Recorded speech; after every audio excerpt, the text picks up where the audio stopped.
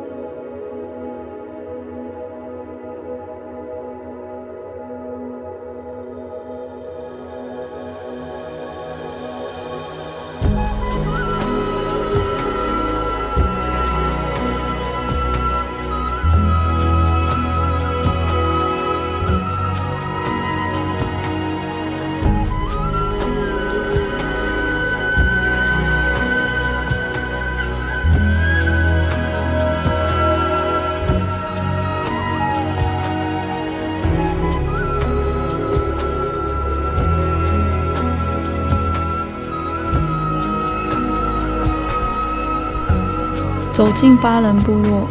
映入眼帘的是一栋高耸的建筑物，它的名字叫巴人铁塔，矗立在巴人部落的最高处，显得有些突兀。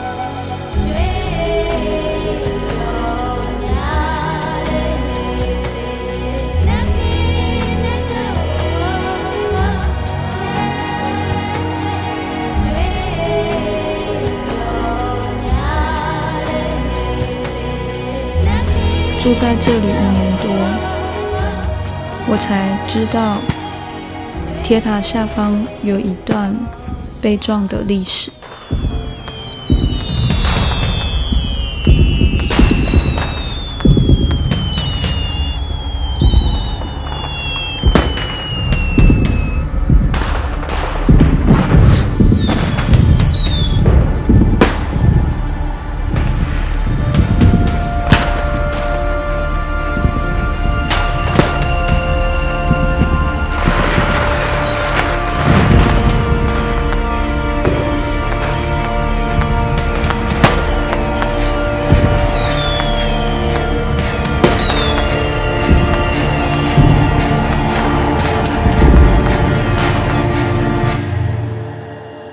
早期日本是从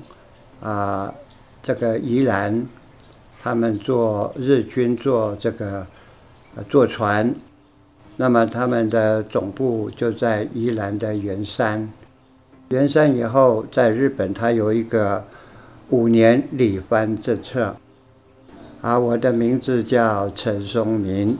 达亚的名字叫达亚马信，我是在瓦隆这个地方出生的。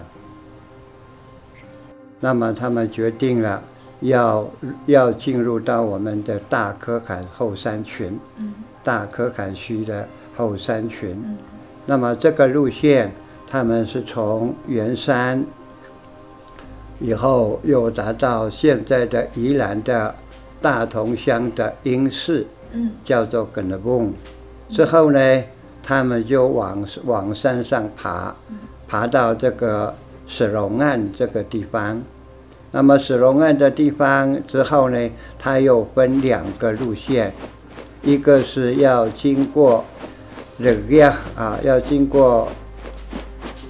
北部，那么另外一个是要经过这个古力西弄池端明石这个它有2个路线。那么2个路线之后呢，就在我们巴陵山对面的神拿亮这个山头，在那边就汇合。沿途当然也有很多的征战，特别是在阿布马告阿布马告叫做七旗山那边有一个很激烈的这个战事，所以当时我们打亚后山打亚的这个勇士们去那边抗日的时候，我们那边也死了一些人。那之后他又到了明池了以后，在那边集结，又往上到史拿列，从西村那边往上就是史拿列这个山头，在史拿列山头那边又有很大的一个战事。那么我的祖父瓦都白亚就在那边被枪杀了。当然这一次的战役，我们整个后山区的这个勇士们死了8个。野亨那边有一个叫哈高雅运，也是在那时候，当时就被杀死了。那么我们对日本抗日的时候我们后山的这个3个村，当然也包括新竹尖石乡的马勒关，还有台亚台药，再来就是这个镇西堡马格纳西，他们也参与这样的战事。之后呢，他们来到这个史拿列以后，就在对面史拿列这个山，他就设了一个炮台。在那边有个炮台，那么这个炮台就是为了要征服我们这个原住民，所以我们的打压以后知道了嘛，慢慢的就逼退，所以当时那时候打压没有办法了，他看状况不妙，所以那时候就开始归顺了，所以在1913年，他们从史拿列这个部分一下来，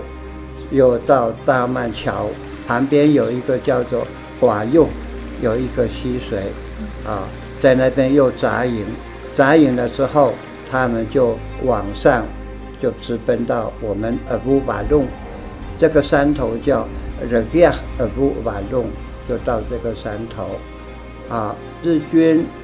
到了这个阿布瓦隆以后，他当然要有一个炮台，也把它带上来了。他主要用意是要做管理我们后山这3村的族人，包括玉峰，所以这个有了这个炮以后呢，我们族人当然也会怕。那么曾经这个炮台也用过打到野亨，也打过到这个三光那也打过到这个以报看着的卡拉部落也打过，因为他这个主要是用以威吓的心态，所以那时候有了这个炮台以后我们整个后山的打压都会怕了，所以有了炮台以后，他又设立一个叫监视所，就是要监视整个后山的整个举动这个状况。那么这个监视所日本叫做干西秀主要是这个。那之后来，因为日本投降回去了以后，以前在铁塔旁边有很多的纪念碑，日本做的纪念碑，它刻着是日本字但是光复时期国民政府来以后，把那些东西统统打掉了，统统打掉了。所以日军在这边，那以前学校上面都是日军的军营，我们原住民不能上去。据老人家说，他们这些学校以上，他都用铁丝网围篱，因为他怕我们原住民入侵。所以他一定要把它围起来，我们不能进去。现在的国小吗？现在这个上面80国小的上方对都不能进去，它有围篱。那边都是日本人的军营。对，那边都是日本军营日本部队都住在这个地方以前这个地方没有原住民，不能住，对，不能住，但是早期这个炮台这一带，包括我们904，我们陈家族的隔壁山的领域，隔壁山的领域，所以隔壁山呢是包括第901、第1001，我们有。后来国民政府以后，它有分很多姓氏，然后有陈啦，有尤啦，有吴啦，有倪啦，这个都是隔壁山家族的，以前的马龙警察局就是现在这个位置，就是现在的位置。那么学校就在现在的 7-Eleven 那个部分，因为那边不是有校舍吗？对，那个地方是以前那是。学校老师宿舍，老师宿舍，那学校是在旁边，学校在旁边，那是日本在这里就新办一个学校，那我们后山区最先开办学校的是在三光国小，它是在民国，它在西元多少年那个部分，所以它就主要就是召集我们后山的。包括高义、三光、华林，还有玉峰，这些学童都要到三光读书。所以以前你们都是去三光读书？对，都要在三光读书。那什么时候80才有国小？80是61年的时候我们才成立。以前我们那时候是三光国小的80分班，以后那时候只有2班，之后又再加4班了以后。就改为分校，80分校，80国小是在民国61年的时候成立的，就跟三光脱离了。那以前都要去三光读书啊，以前要去三光读书。日本人千里迢迢来到泰雅族的祖居地，泰雅族人誓死抵抗，血流成河。日本人以强力的军事手段镇压泰雅族人。矗立在巴伦部落最高处的巴伦铁塔，背后有这样一段壮丽的历史故事。日军推着炮台来到大科坎后山群，巴伦部落位于掌握后山群的绝佳位置。日本人将炮台建立在巴伦铁塔，方便掌握后山群所有部落的动向。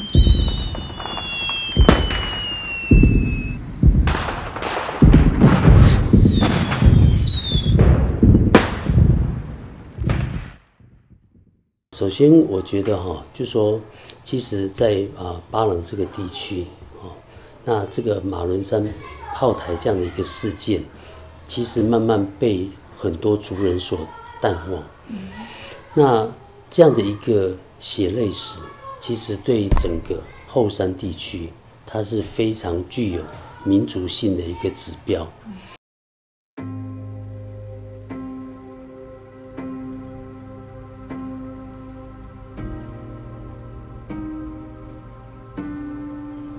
日本人以殖民者的身份进入到巴伦部落，除了以军事手段管理部落的族人以外，还用什么方式使族人归顺呢？因为日本来这边的时候，第一个为了要讨好我们原住民傣雅的当然第一个他要先兴办学校。这边有盖一个日本的学校，就在现在 7-Eleven 那个地方。那个时候是叫番童教育所吗？那个对，那个也叫做番童教育所。好，以前是在三光，之后这边也有开办。好，那么他们在瓦弄的时候，除了办学校，就召集我们的傣雅人要去入学，而且以前是要强迫的不能不读书。好，再来就是要做一些农田的规划。农田的规划它分3个区域，一个是现在德拉后露营区那一带，那是现的传统领域，所以把那边的族人呢迁到中巴陵，现在的中巴陵，不是巴部落哦。中巴陵的这个部落以前也是水田区，不能有住户。它是在樱木花道底下一排，上面一排。他把住家都搬到那边。那边都是水田区。所以日本来了以后，就是教导我们做一些农耕的。那做农耕了以后，我们马弄这个地方才有大米饭可以吃。之前我们只有靠小米、芋头、旱稻。那有日本来以后，他就要求我们做水郡，引水郡，从卡拉西那边引过来，就要经过卡拉上面现在的德拉密那个部分，经过那边有水郡，再到现在的德拉户简任农场那一带，再来经过就是中巴陵。他把水是这样分区的。当然日本在这边也有很多的好处啦。就像说我们买东西，他就把东西买回来，他就把东西可以交易。那以前我们打雁的交易所在哪里呢？就在内湾，新竹的内湾。再来我们往新北市往台北这边呢，是到乌拉这个福山前面过来一点，有个叫楼门这个地方，那边做交易所。我们这边带地瓜啦、豆子啦这些东西，小米去跟他们换。那时候那边已经有汉人，那边有汉人，所以要去那边做交换。那日本来了以后，像盐巴啦这些农具，他都会带进来了。所以对我们整个原住民来说是比较方便。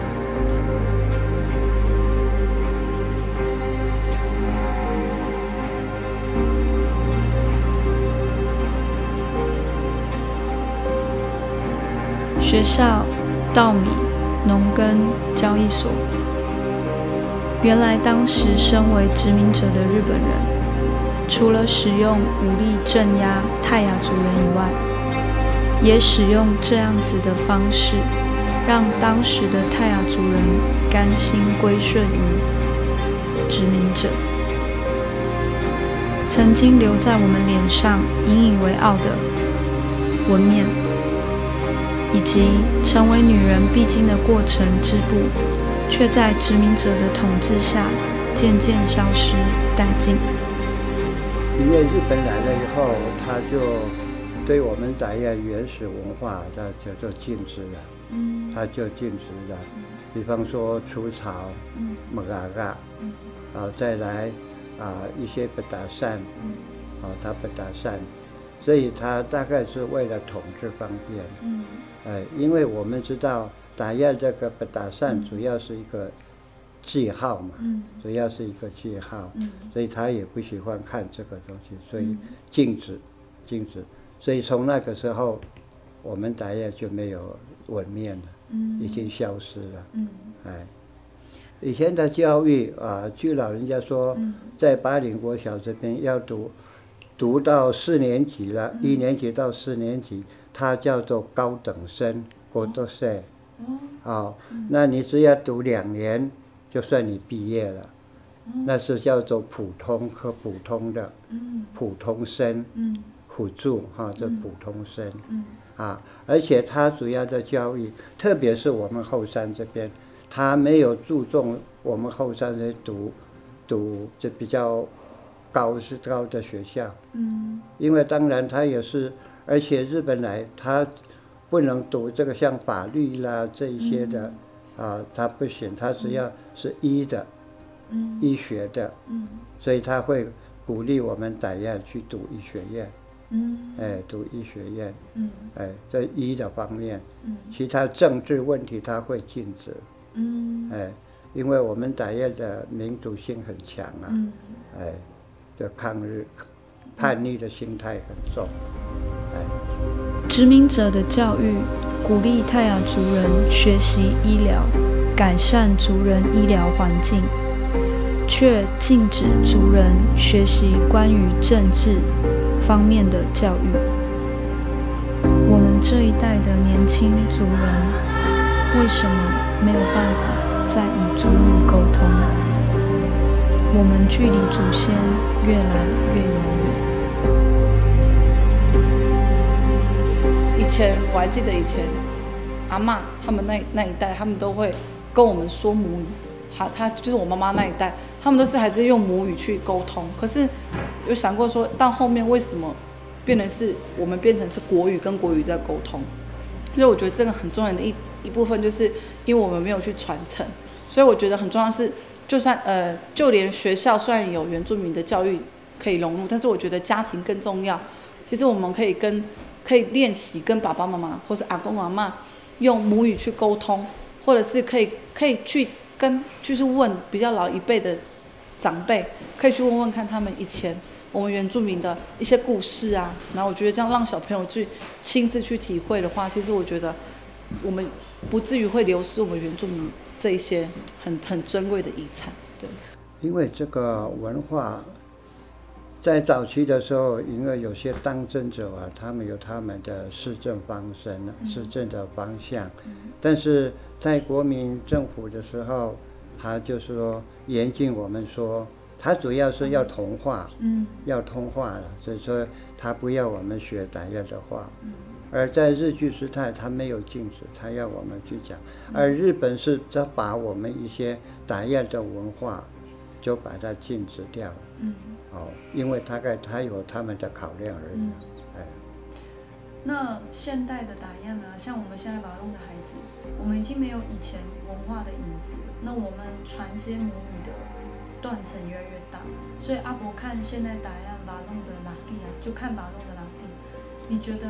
有没有什么感觉？可是到了我们现在的小朋友，感觉问了之后，其实有断层，就他们的爸爸妈妈或者他们的阿公阿嬷，其实的文化素养是非常高的。可是为什么到这边有断层？可能是因为科技吧。我觉得科技占了一大部分，因为他们可能回家就玩手机，或者是玩电脑、看电视，他们其实很少有时间跟，就是没有一些科技的干扰，跟自己的爸爸妈妈相处，或者是外公外婆。然后加上我们这边小朋友可能到了国中就下山就读，所以其实很大一部分是离开自己的部落，离开自己的家乡，所以他们可能国小有这样的熏陶，到了国中、高中、大学再回来的时候，其实这样一隔就可能隔了7、8年，甚至10年，所以他们其实再回来，其实那个文化素养已经消失了。其实他们搞不好就只会记得之前爸爸教我什么。可是这边的在上一代可能就是他们反倒相反，他们可能20岁、18岁就回到部落，所以他们还是跟着他们的父亲然后一起做，可能现在都已经30、40岁。因为泰雅的文化，特别是我们把弄复兴区这个部分呢，因为很多就是因为强势文化的兴起，再说我们跟平地的接触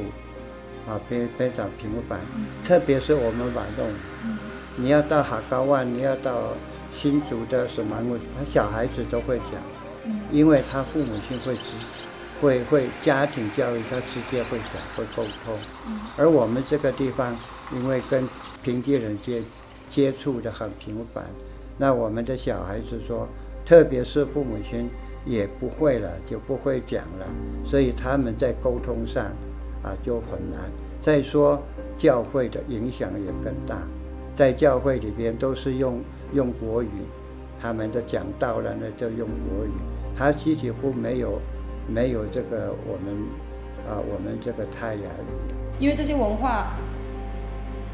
我在家里父母亲是不会跟我讲这些的，对，我只知道我是打样，我会族语，但是我不知道其实泰雅族分这么多的群，这么多的支系在里面。所以因为这样的关系，就怎么样，就慢慢把我们的打样的语言慢慢消失了。因为现在社会说真的，现在的小孩他的接触面的教育面都不一样了所以而且再说我们政府并没有很强力的强调要把我们泰雅的语言和文化来推展，是没有错，现在有开始做，但是又是因为有碍于有碍于强势文化的东西而且再说又是政治的问题等等，所以很多事情就因为这样，我们的打样会达雅的语言慢慢会消失。其实我们达雅的文化，语言就是文化的根哦。语言没有语言就没有文化了，没有办法沟通了。一定是要有语言，但是现在却相反了。我们要有文化，不要有语言。我想这个很难去结合。一定先有语言，再来做文化。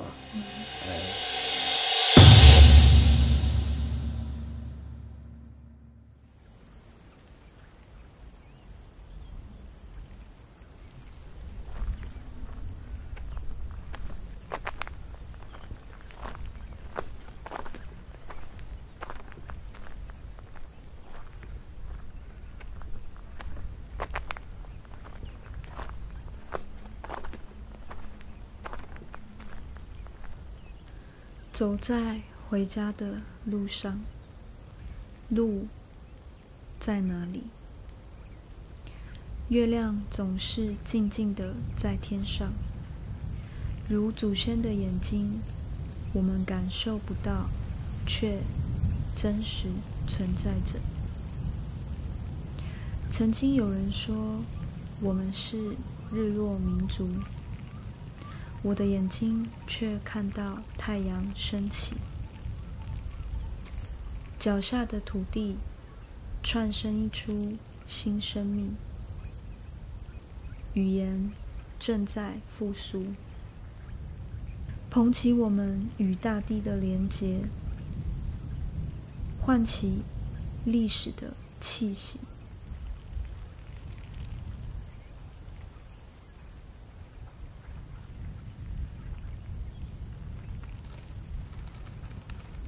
灌溉新生命，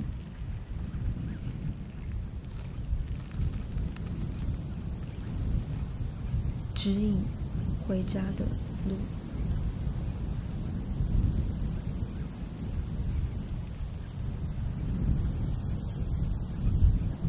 Gabun saku gongan, tayan saku, iman saku. Akun gabin kisla ni sakus moya mesinaus ko inongan ko ita kwara laki ko balong ini ga laki ko kwara ita tayan hamsagi nyutas laku ko ka gagaro kwara kay ko ka lakamukan la nanya sa ko ita tay kay na tayan ga nyutas ngyan na ini ga Amerikas ko ka ya pa pakikangasal ga ini ko ba kuman kay nakut aya do yela nanoya sa ko lakay taga ini pada kubak nanoya sa ko sinoya mo ga ita kwara nakaw ta inungan ta manik ka nyusam nyoko benakis musama mo psulungan musap subak kusmunan akin musa lekay to ay madahang amnay aki si ubuy kwara ko ka gaga nako itatayan kay nako itatayan mahani ini taloka kabaklega musa ta mapyut kita katayan kanila musa ingat lalu nako itatayan makis ko taywan kanila